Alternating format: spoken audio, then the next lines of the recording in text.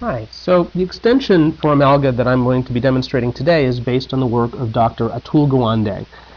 Dr. Gawande wrote a book recently called the Checklist Manifesto.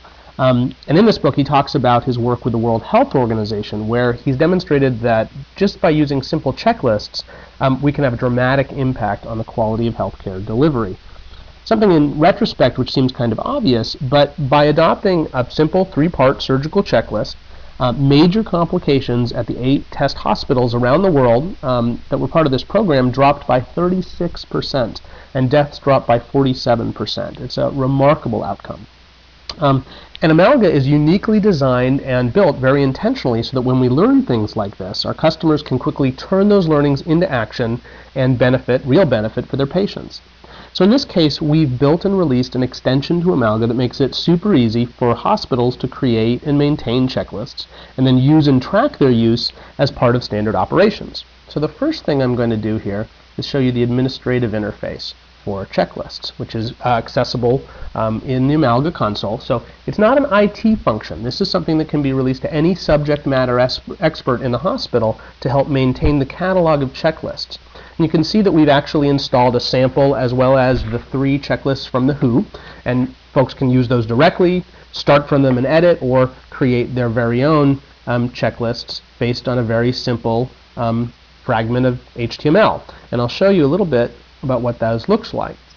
So you can see that there's some header information at the top, and the meat of these is really in these simple questions. By using this pattern, a question with a checkbox, or in this case a question with options, a yes or no, did something happen, yes or no, you can construct checklists really for any topic or any subject that's relevant to the institution. And because it's HTML, there's a great deal of flexibility in the layout, so you can get super fancy, or you can be very simple and use a very straightforward pattern as well. Now once you have those checklists created, you want to get them used in operations. So I'm going to switch to an application here which theoretically shows surgical visits at the hospital. And here you can see there's one column for each of the 3 WHO subparts of the checklist. One for pre-anesthesia, one for pre-first incision, and then one before the patient leaves the room. And I've chosen to represent here a not completed with a blank and completed this way with an in progress. But there's many different ways you can represent in the data grid right next to all the other clinical information about that visit, the status of checklist completion. So this is pretty neat. So I can go and choose very easily any time period I want, and then by simply right-clicking and choosing stats, I can actually see the percentage of visits for which these checklists were created. So really get instant feedback about whether we're making use of this function or not. And so once I'm actually in a visit and it's time to work, I can actually click one of those visits, click the new checklist button, and there they pop up. And you can see that we've done a few things very explicitly here. We've used a large font to try to make it very clear at a glance what needs to happen. We've shown that as I check off items on the checklist, the color turns from red to green.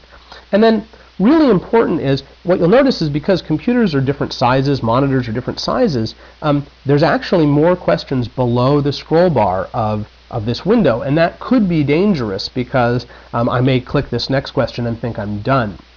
So what we've done is automatically, when I go ahead and click on one of those, it scrolls down so that the next one is in place. I check that, and ultimately when they're all finished, we scroll all the way to the bottom, show that all items have been checked, and present the save button there where we can save this.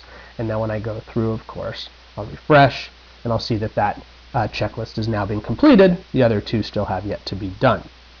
The last thing that I will show here is that there may be situations in which you're not able to be in front of a terminal but still want to make use of this catalog of checklists. And so when you do open these up, you can see that there's a print button here at the top, and that print button will generate a very clear and simple view like this that can be put on paper and taken to a site to be used. But certainly the ability to be able to track the progress electronically is pretty interesting and useful as well.